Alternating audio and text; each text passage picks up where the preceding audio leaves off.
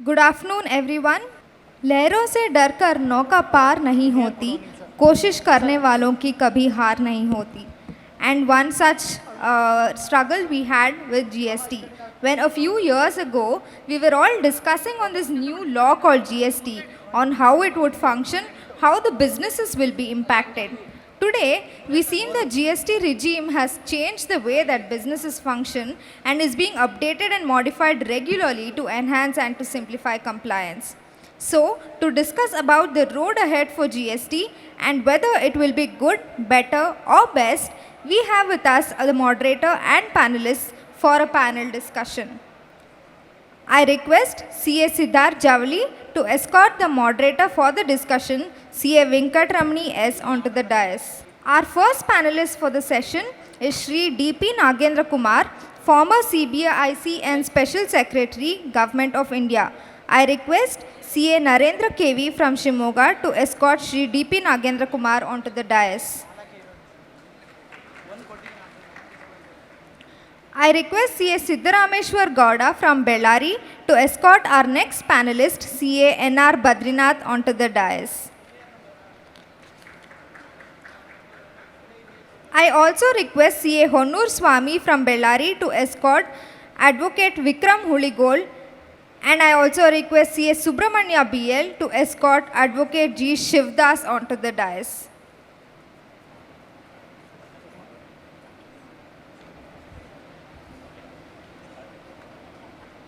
Our moderator for the session, CA Venkataramani S. CA Venkataramani is a chartered accountant, a graduate in science. He pursued a chartered accountancy course and qualified in the year 1988. He is a regular speaker at various fora and has presented a number of papers on indirect taxes at the state and national level. In the past, he has served as an executive committee member of KSCAA during the year 2002-03 and a co-opted member of the Indirect Tax Committee of the ICAI, New Delhi. Presently, he is a regular faculty of the Bangalore branch of SIRC of ICAI and a member of the Finance Advisory Committee of Karnataka State Cricket Association and many more. With this introduction, we welcome you, sir. Our first panelist is Shri DP Nagendra Kumar. He has over 37 years of experience in administering indirect taxes at senior managerial and policy making level. He has played a key role in establishing successful operation of first large taxpayer unit in the country at Bangalore in 2006. He also played a key role in structuring and operationalizing audit commissionerates under CBEC.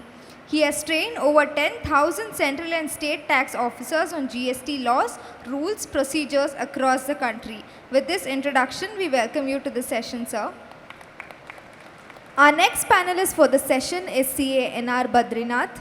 R Badrinath is a fellow member of the Institute of Chartered Accountants of India and is an associate member of the ICMA. He leads the tax and regulatory vertical at the firm SDU. For over 20 years now, he is specializing in indirect taxes comprising of central excise, customs, service tax, VAT laws, foreign trade and now GST.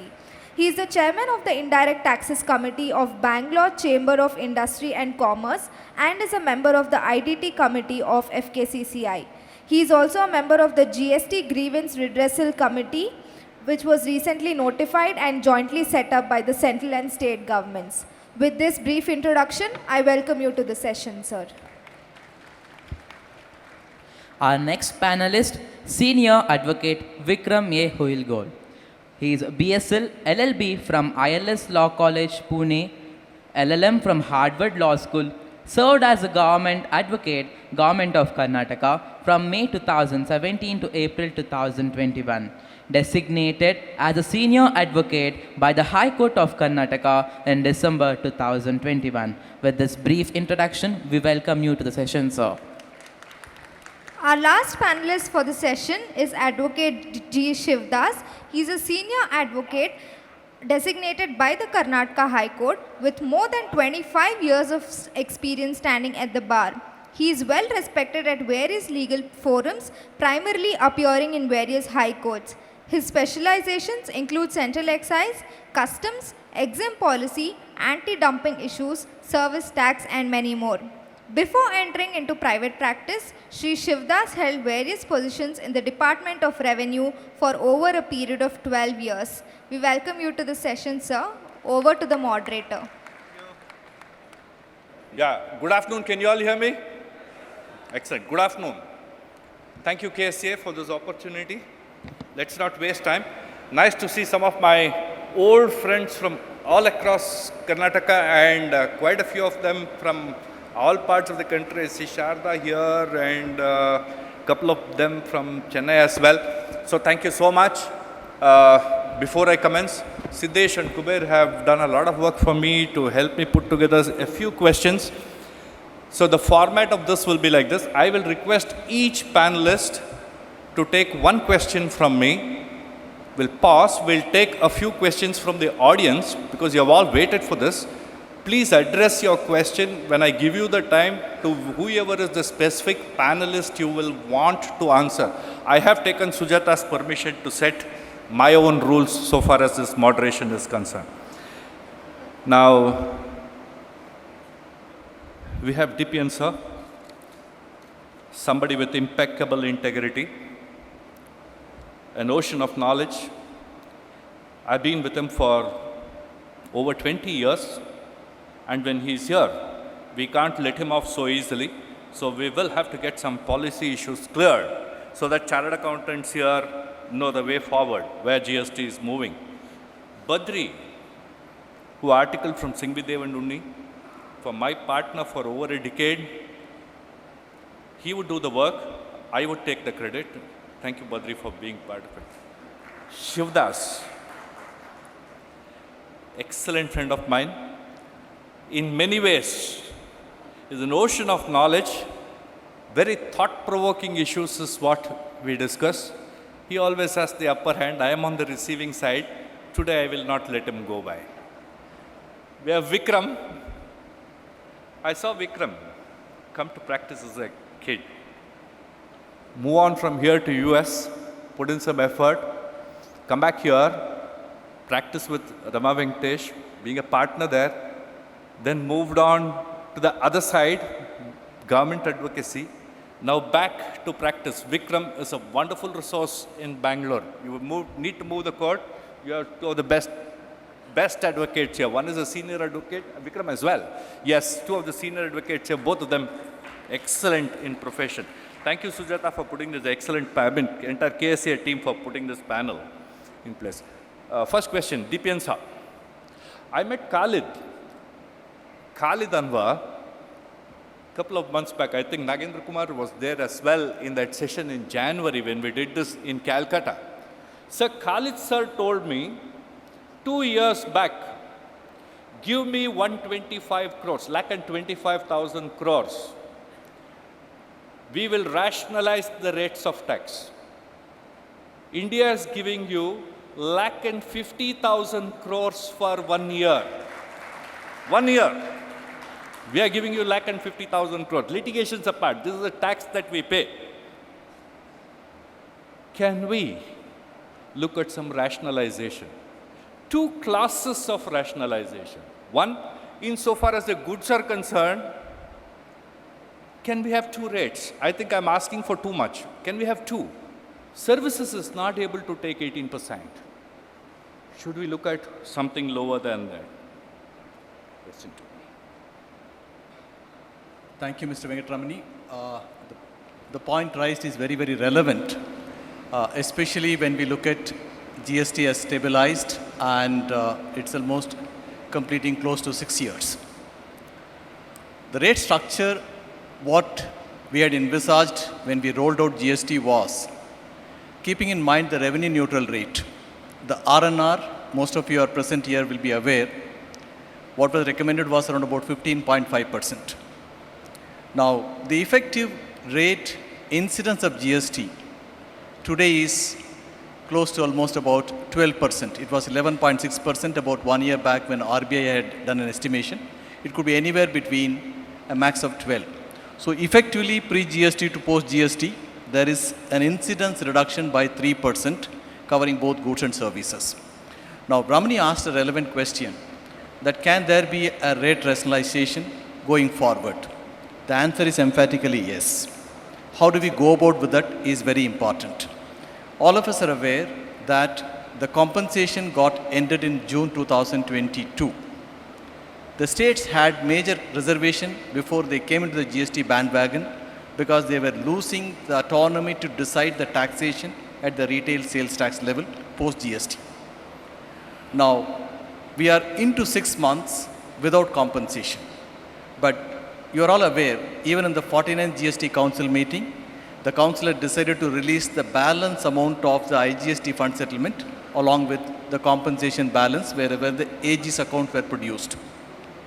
So some states have been still having the comfort zone of drawing the compensation cess or the balance IGST payments. Now, any rate rationalization will have to be looked into from the backdrop of the concerns which the states have been continuously rising with regard to how the GST will perform in future. We are just inching towards 1.5 lakh crore per month. Average collection in 22-23 will be 1.5 lakh crore. If we have to have a very comfortable zone for all the states and the center put together, keeping the revenue demand, a 1.75 lakh crore is what is going to be the asking rate. Now, if 1.75 lakh crore has to come in, we need to keep it in mind the tax base expansion has to happen. I'm giving an historical background for the simple reason the base expansion happened from 66 lakhs to 1.42 crores today. But effective people who are actually contributing revenue in terms of substantial revenue, say about more than 5 lakh per annum, which is just about 7% of the total population. So, rate rationalization will require base expansion as a prerequisite, 1. 2. Rate rationalization today, 18% tax bracket, which is the standard rate 1, is accounting for 65% of the GST in the country today. The standard rate 2, that is a 12%, is contributing another about 20 to 25%. The balance is what is coming from the 5% basket and also from the 28% basket. When we merge the 12 and 18, which is a strong case for rate rationalization, there is likely to be movement of tax going up in 12% rated commodity to 18% and 18% rated commodities coming down by 1 or 2% below that. So 65% if it has to be brought down, we need to have sufficient momentum in 12% rated goods and services as well. So the dilemma for the government today, as of today, the GOM constituted has not submitted its final report. The interim report given was only correcting some inversions. The challenge before the government will be, even to bring the rate convergence in the 12 to 18% category, we need to do a lot of revenue balancing. When it comes to the balancing act between 5% to 12%, the challenges are even more. So my take on this will be this. Yes, there is a strong case for rate convergence. We are working on a 4-rate structure. Ideally, it should be 2, but in the near future, we can look at a 3-rate structure. But going forward, I think the sustained growth in revenue collections in this financial year, the new financial year starting from 1st April, in the first half, will decide what would be the political will to take a call on convergence of rates. But there is a strong case. I do believe and appreciate the industry's wish list that there need to be less number of rates to bring in more transparency and efficiency in tax collection. Thank you. Thank you so much, sir. So, rate rationalization is on the cards. Associations like KHCA must push for it. We'll take it from ICI as well. Thank you so much, sir. We'll take Shivadass. Sir, I have never seen a single act in India, not a single act in India, without prosecution provisions. Every single act has got prosecution provisions. Every single act has got a prosecution provision. So I think the lawmakers believe that I would first be put behind bars before an act is enacted. So those sections are there. Just traveling one step down to goods and service tax, with specific reference to 132, 122. We have list of offences that are listed in 122. We have 21 plus by 26. We have offences that relate to prosecution, about 7 or 8 there. 1 or 2 are being rationalized by virtue of amendments. Is there scope under the goods and service tax law? Kindly keep in mind the allied laws, customs, income tax, they also have prosecution provisions. Do we have a case to decriminalize substantive provisions of the goods and service tax? Now that the country has demonstrated that there is adequate compliance, I am sure as member of the board, Nagendra Kumar would have seen that yes, there are black sheep everywhere. We will have bogus invoices. We will continue to deal with them. But I think the compliance has moved forward. I think we will have to take credit for that as industry and professionals. Compliance has moved forward. Do we have a case for decriminalization? And how do we go ahead with it? What is it? What are the steps that we need to take?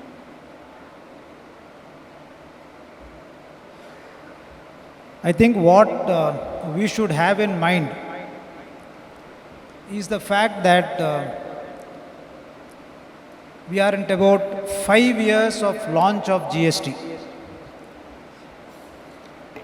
Now, if you look at the way I should say the data analytics is playing out, we are coming across a number of situations where there is an apparent misuse of the scheme. Like, for example, the trading in invoices. You raise an invoice without supplying of goods.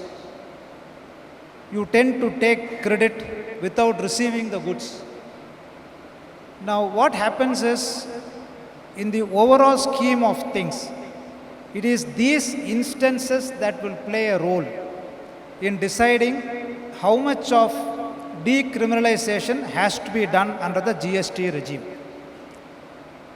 Now, if you look at some of the changes that have been made, especially after the recent 48th General Council meeting, where there have been attempts to decriminalize certain offences. For example, if you don't cooperate with the department in giving information, for me to say that I will launch a prosecution or I will treat it as a criminal act, if you don't cooperate with the department in giving information, was absolutely unfair. Exactly. But there has been an attempt to decriminalize this offense. Similarly, few other offenses also there has been an attempt to decriminalize it, number one.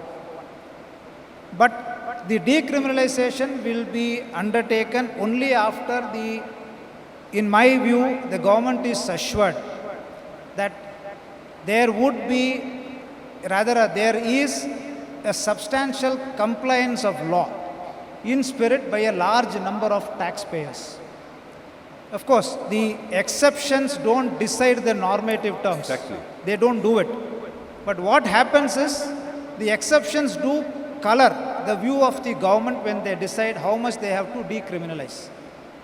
Now, for example, if you look at the quantum of tax for prosecution, launching prosecution, I remember when we used to handle in excise, customs, etc., it used to be 50 lakhs initially, then it was increased to 1 crore. Now I think it has been made to 2 crores across. So 1 or 2 offences, no limit. So therefore, for example, if you supply goods without this thing, you can't say that you should limit it to 2 crores. So therefore, largely they have tried to decriminalize it.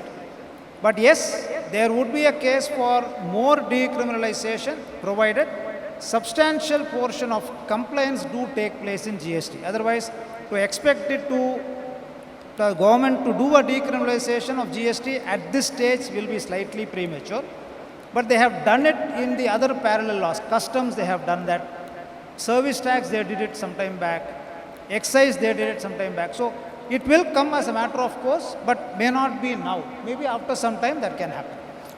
Thank you. I'll quickly give 1 minute to DPN sir, because I am sure as member board he would have read through these files. At least we will take the input from him. So there are 3 classes of offenses which definitely can be considered. We are talking falsification of records, which is one. Second, non-disclosure. Two, other acts will take care. Aiding and abetting. These three at least can be considered, other than what has already been considered. A quick 1 minute, 2 minute answer. In fact, if you look at the 21 offences listed in section 122, of which about 5 of the offences taken into 132 were prosecutable. The aiding and abetting comes under subsection 2 of section 132. Yes. Where if you look at the general penalty, it's only 25,000 rupees. But if it is an action abetting any one of those 132 1A to E, then it becomes a prosecutable thing. The thinking is there that a tax law is not a criminal law, as rightly observed by Mr. Shivadass. It is what is worrisome for the government and why it is still requiring time for the necessary correction. The statistics, I just want to share for the benefit of all the audience. It has been answered by the MOS in the floor of the parliament about a month back. 70,000 crores is the fraudulent detection of GST by the Central Tax Administration alone. Another about 30,000 crores from the state, it crosses 1 lakh. Of the total collection of 48 lakhs GST so far in this country. You look at the number of persons arrested, it's close to about 1,000. Now, these numbers are definitely is going to be challenging if this trend continues. Thankfully, due to technology and the systemic corrections carried out by the government over a period of time, the GST Council, a lot of things which happen to be available for people to misuse has been drastically curbed. As a result of which, a case for decriminalizing a few more offences is well justified, and I'm sure, given the overall impact, I think the government will look upon decriminalizing some more, but time will tell. The 3 offences which has been decriminalized in the 48 GST Council is a trendsetter, according to me. Thank you. Thank you. Vikram, quickly.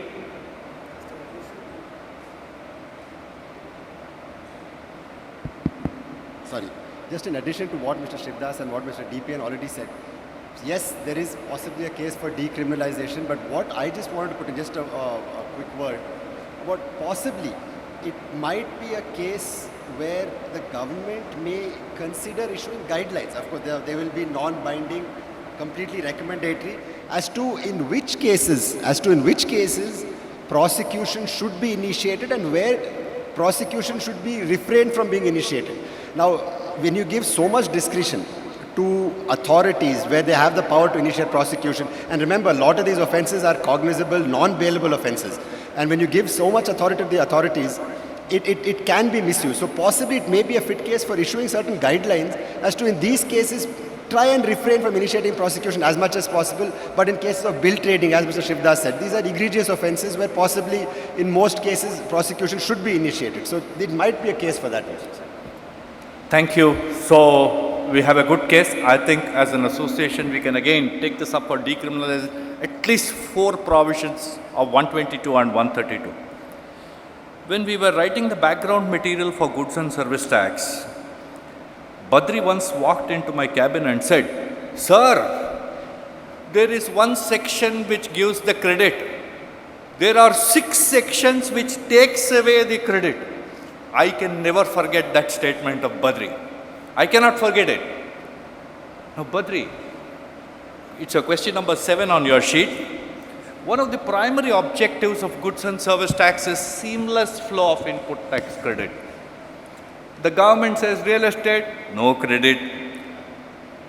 It says certain sectors, 5% tax you pay, input tax restricted. CSR gone. Now government will tell you, with retrospective effect, CSR is restricted, right? Health insurance, food, etc. restricted. Badri, your thoughts on seamless flow of input tax credit. What can we do to tell the government that this was what you said, but this is what you have done? Sir, a couple of things. One is, are we in a state where the credit is seamless? I think the answer is clear. We are yet not there. That being possibly the stated objective of GST when it was introduced.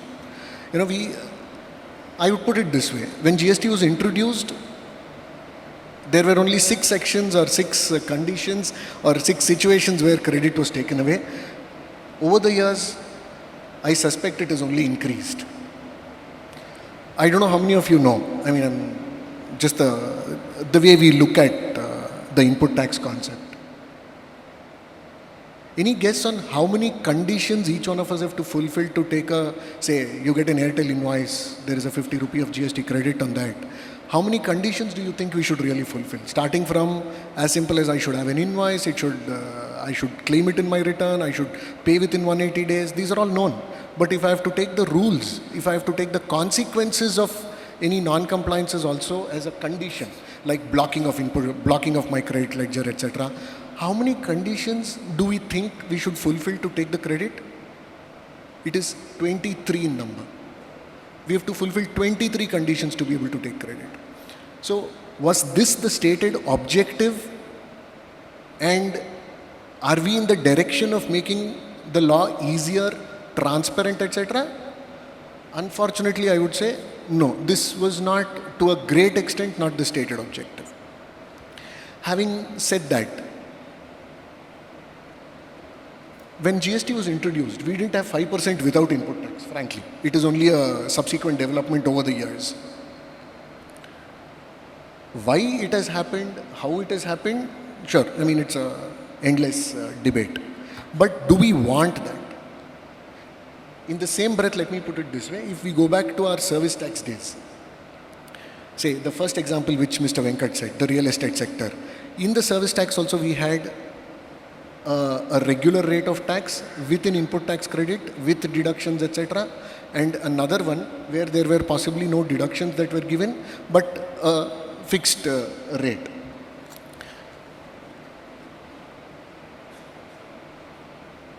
Sir, it is like, it's a mixed concept. These restrictions, is it simplifying the business? Is it making compliance easy?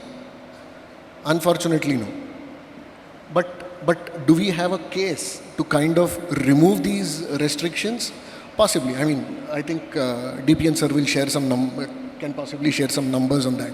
But is it really worth the effort that is going in? Because my one constant question on this, sir, was, when there is this resident welfare associations, 7,500, etc., the amount of effort that goes into monitoring that, I suspect if the tax collection is more than that, right? In the same breath, if I have to apply the same analogy to input tax, the restrictions that we have, is it really effective? Is there a cost-benefit analysis really done from a government's perspective? And yes, the question which Mr. Venkat started with, should we have a seamless credit? 100%. There is no doubt in that. It is like even in income tax for that matter. There is a residuary section which provides deduction of all business expenditure other than what is defined here. Apparently, CSR is kept out of income tax also. Not sure why, because it's a mandatory cost that each one of us have to incur as far as the business is concerned. It can impact the continuity of business itself if I don't comply with that. So in that breath, yes, all these should provide for seamless credits. Sir, I don't know how many of you remember, yes, Mr. Venkat and I have debated quite a bit on this during our sales tax days, sir. There was this concept of VAT, even during sales tax, on branded goods. A huge sales tax law, within that a small concept where this value-added tax worked, where the tax was only on the value addition. Of course, it is based on the principle of credits. That small thing was possibly picked up as a lesson and we moved into VAT and then now into GST. But the number of restrictions that are coming in GST, sir, I'm afraid, are we moving back to those regimes? That's a larger question, I would say. But But yes, sir. Is there a logic for providing these restrictions? We don't know. We don't know. But yes, I somewhere feel for some sectors, instead of a 5% without an ITC, a classic example is say real estate, like how it was in the earlier regime, as well give the regular rate of tax and make the 5% without ITC optional, exactly like it was during the service tax days. Hoteliers, Service real tax days. estate. And in the same breath, sir, if I construct a building and put it on rent, I don't get credit. But if I buy a fleet of cars and rent it out, I get credit on cars. So, isn't there a difference? Or are there enough similarities to bring both of them on par? I'm not for a minute saying you take away the credit on cars. My point is, let's give credit for the real estate piece. Yes, sir. Good. Thank you, Badri. So we have a good case to remove the number of restrictions in respect of input tax credit. I'm sure DPN sir will agree with me. I'm 100% sure when he was on the board, there will be a paper that was written. Post the session, we will talk to him about this. Now we'll go to Vikram. After Vikram, we'll take 2 questions from the audience. So we'll go to Vikram. Vikram, nobody wants to go to advance ruling. Everybody knows what the outcome will be. Nobody wants to go. But the irony of fate is, we have the same issue for different companies coming in diametrically opposite directions. What can we do about it?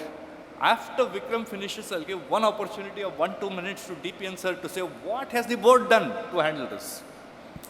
Yes, Vikram, go ahead. On a lighter note, I think it's the euphemism for it is now adverse ruling authority, right? It's not advanced ruling authority. But anyway, on a lighter note, yes, it is a problem across the country. Now, the advanced ruling authorities were instituted with the best of intentions, undoubtedly. That is to ensure that those persons who wanted to know what exactly the rate of tax or any other issue got it clarified before actually having to face the consequences of adjudication and so on later. But unfortunately, what is happening, as Mr. Venkat rightly said, is there are divergent opinions. One state is saying something, the other state advanced ruling is saying something else, appellate authority is saying something else.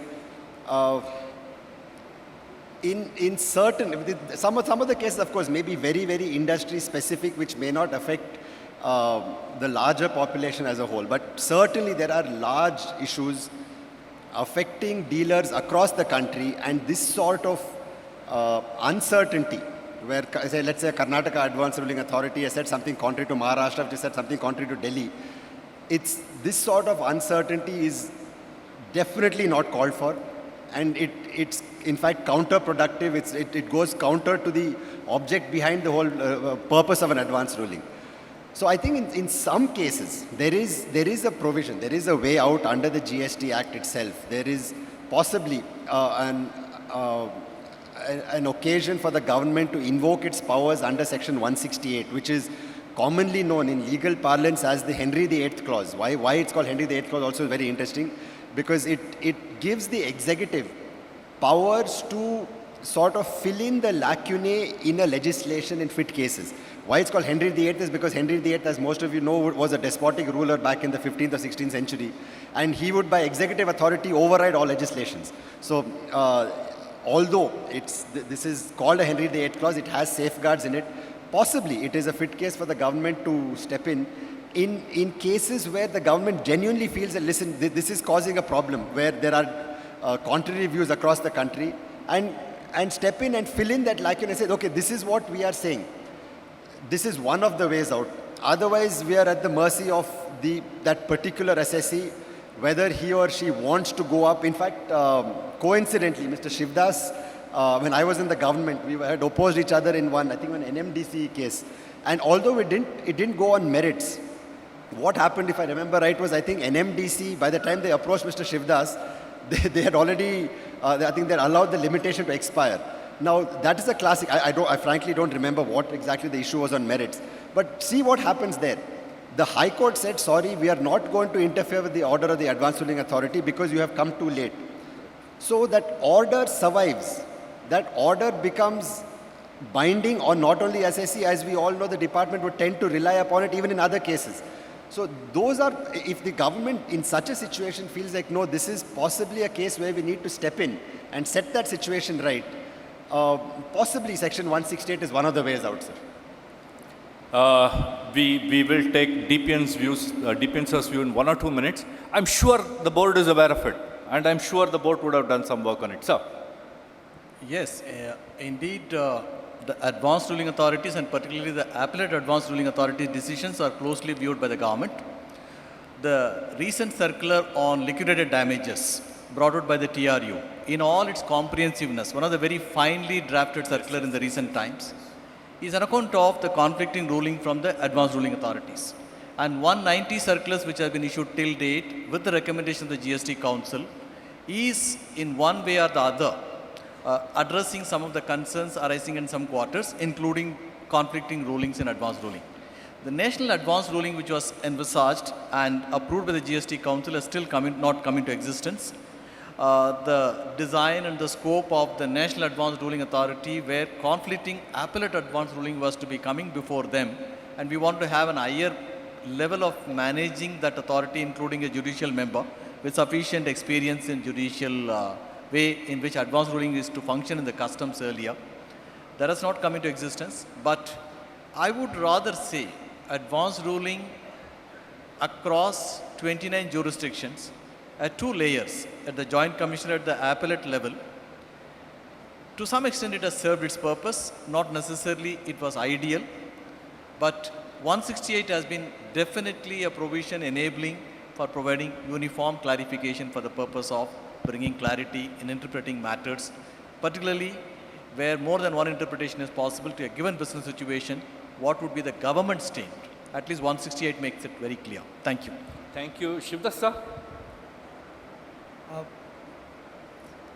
For me, the advanced ruling process is a complete disappointment in GST. I would say, due regards to DPN, sir, 95% of the rulings, either of the advanced ruling or the appellate authority, simply rules in a way in which the assessee is either liable to pay the tax or is not entitled for the credit or is not entitled for the notification. Correct. That's the way overall it has gone. Therefore, it has been a disappointment process as far as GST is concerned. 2, as Vikram was pointing out, more often not, there are 2 different states that take 2 different views on the same issue. An assessee in, for example, in Karnataka, has an advance ruling saying that he is liable to pay tax. The same similarly placed assessee, let's assume in Maharashtra, has an advance ruling that says he is not liable to pay tax. Now, we are not too sure which is right and which is the one which the assessees have to follow. It's an absolute disappointment, number one. Yes, there are 5% of the cases where the appellate authorities have made some sense in their rulings, but that becomes an exception and not a norm. Therefore, that process is a disappointment. 2, what is more worrying is the stand that is now being taken by the department before the court, that against an advance ruling, appellate authority for advance rulings orders, we cannot file writ petitions in the court. Yeah. According to them, those decisions have become final and therefore cannot be disturbed. According to me, it's absolutely stupid. There's no question of taking a view that you cannot challenge an advance rulings orders. If it is wrong on the face of it. Merely because there is an facility given to take an advance ruling does not mean it becomes final. The inherent jurisdiction of the court can never be nullified from this. Therefore, to that extent, I think there has to be some serious thought given for seeing or re-look at this process of advance ruling. Thank you, Badri. Quickly. After that, questions from the audience, please. Any two. Sure. Sir, just two things on this advance ruling part. Again, going back to 2017, sir, what was the objective of the advance rulings?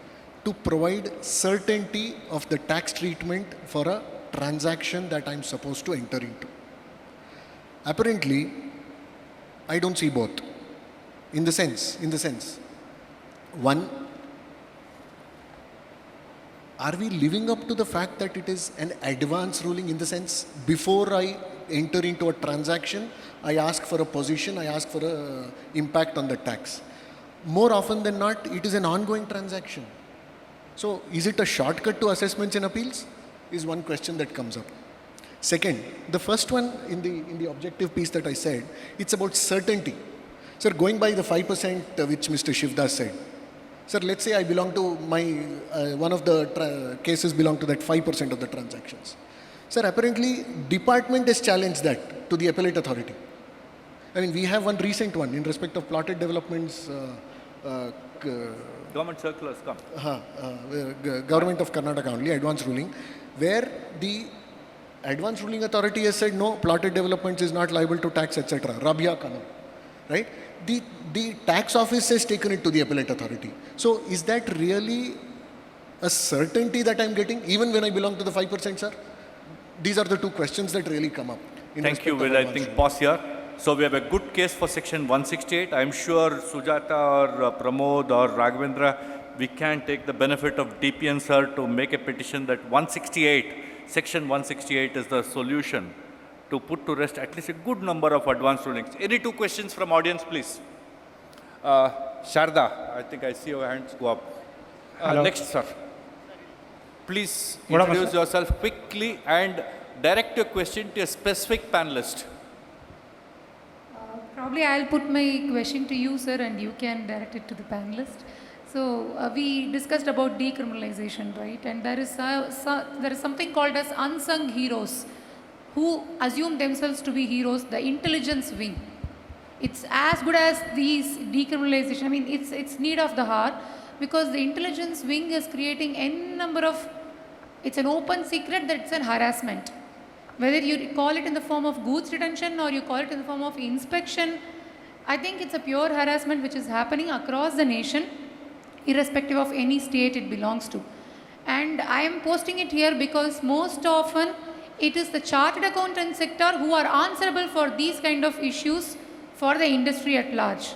So how do you think, these things can be sorted out in a different way? Because the intelligence wings always, they think that they are, kind of DGGA or CBI officers. That's the kind of mindset which is always there. And the impact is huge because everything has to be done within a short frame. And we have hardly any scope to,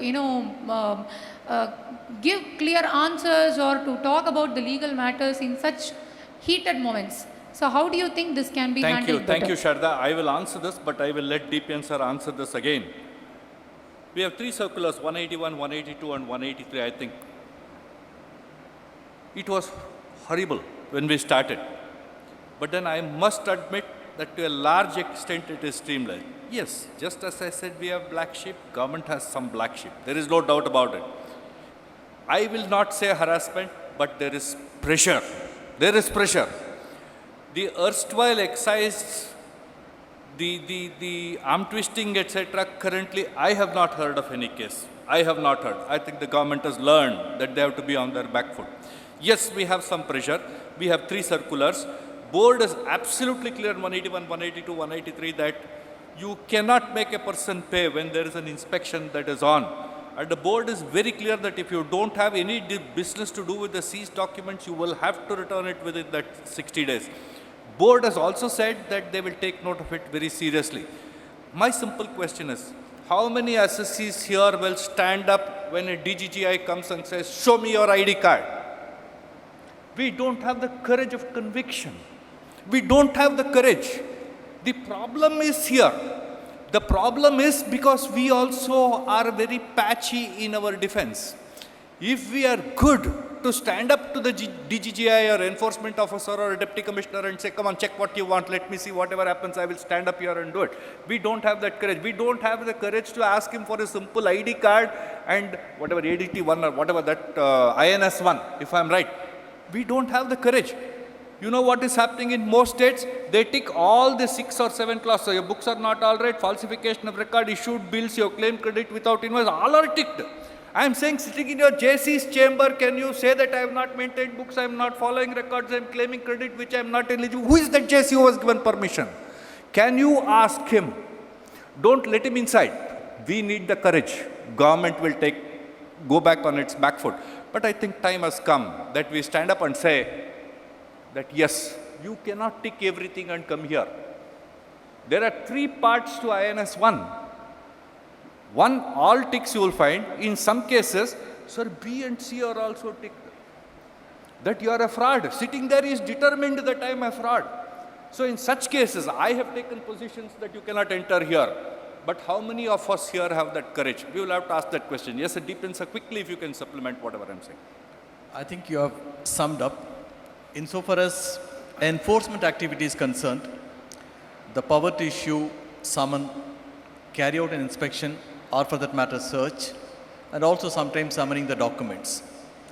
The standard operating procedure which has been put out by the CBIC in the month of August 2022 is nothing new. It was there in excise, it was there in service tax, it's also made applicable in GST. That was issued subsequent to a Gujarat High Court judgment where there was a direction to the government that make it very clear what you want to do during the enforcement, what powers the officers will exercise, and how do you will have an oversight on that. If the SOP is not followed, as Ramani rightly said, the aggrieved person need to agitate that matter before the appropriate authority. The fact that in one of those DGJ investigation, the money of 20 crores was recovered and the debit was made in the very early morning and the Karnataka High Court had come down very heavily. We did take note of it when we had gone to the Supreme Court. We had filed an appeal on the principal matter, but on this, the department did not ratify the action to say a forceful recovery will happen. And that is how the circular was issued, saying that no recovery is required to be effected during investigation. Yes, voluntary payment can be done, DRC-03 is there. But if suppose somebody insists as a part of investigation you have to make a recovery, please show them the instruction that you need to do this. This is very important. N number of SOPs or instructions will not serve the purpose unless a taxpayer learns to assert his rights. Absolutely. The taxpayer charter or for that matter functioning. Let me tell you today, the government is sensitive, responsive. If there is undue exercise or excessive excess of power, there will be an anecdotal reference, antidote will happen from the government. Take it. In government, we do get a lot of response, social media, email, grievance redressal, or even directly to talk to the concerned officers. We don't want to portray the investigation agency as a monster. They have to work within the professional conduct, and department is committed to that. I want you to work together with the government in ensuring that there is no misuse. Thank you. Thank you. Thank you, Sharda. Baswaraj? Joshi, sorry. Hello. Joshi, sir, to the panel, not to me. Yes, sir. Yes, sir. Hello. This is to DPN, sir, here. Sir, I take your attention to this audit proceedings. When a same proceeding is done by a CGST officer, the finding and the submissions made are not accepted. But when it comes to state GST officers, in their audit proceedings, when we submit, they accept that. Issue is the same, but there is conflict in treating our submissions. Please enlighten.